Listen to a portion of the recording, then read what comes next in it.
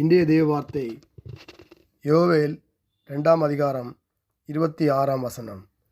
நீங்கள் சம்பூர்ணமாக சாப்பிட்டு திருப்தியடைந்து உங்களை அதிசயமாக நடத்தி வந்த உங்கள் தேவனாகிய கர்த்தருடைய நாமத்தை துதிப்பீர்கள். எங்கள் ஜனங்கள் ஒருபோதும் வெட்கப்பட்டு போவதில்லை. ஆமேன்.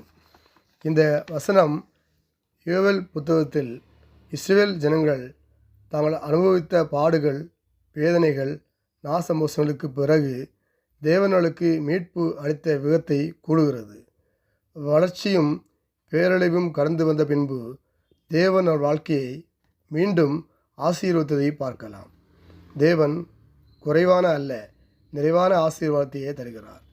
அது மட்டுமல்ல, உலகம் தரக்கூடாத சமாதானம், சந்தோஷம், அதிசயமான நடத்துதலையும் தருகிறார். வெட்கம் அனுபவித்த இடங்களில் அதிலிருந்து விடுதலையும் தருகிறார். ஆகையால் நாம் தோல்வி, இழப்பு, குறைவு ஆகியவற்றில் மனம் தளர வேண்டாம். நாம் அவர் நாமத்தை துதிக்கும்போது நம் வாழ்க்கையை சாட்சியாக மாற்றுவார். நம் பயங்கள் யாவும் மாறும். ஏனெனில் அவர் துதிகளின் மத்தியில் வாசம் செய்கிற தேவன்.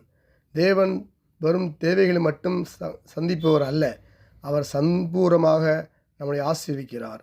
நாம் அவருடைய நாமத்தை நினைத்து துதிக்கும்போது அவர் நம்மோடு கூட இருப்பார். அவருடைய ஜனங்கள் ஒருபோதும் வெட்கப்பட்டு போவதில்லை என்று தேவனம் கூறுகிறது. கர்த்தாவே, எங்களை இதுவரை அதிசயமாய் நடத்தி வந்த உம் கிருபைக்காய் நன்றி. எங்கள் வாழ்வில் திருப்தியும் சமாதானமும் தந்து உம்முடைய நாமத்தை எப்பொழுதும் துதிக்கிற இருதயத்தை எங்களுக்கு தாரும். எங்கள் வாழ்க்கையை உண்மை மேம்படுத்தும் சாட்சியாக மாற்றும். இயேசு நாமத்தில் பிதாவே, ஆமேன். நல்ல ஆண்டவரே, நமக்கு நன்றி செலுத்துகிறோம். ஒரு புதிய நாளைக்கான கிருபை செய்தபடியாக நம்ம ஸ்தோத்தரிக்கிறோம்.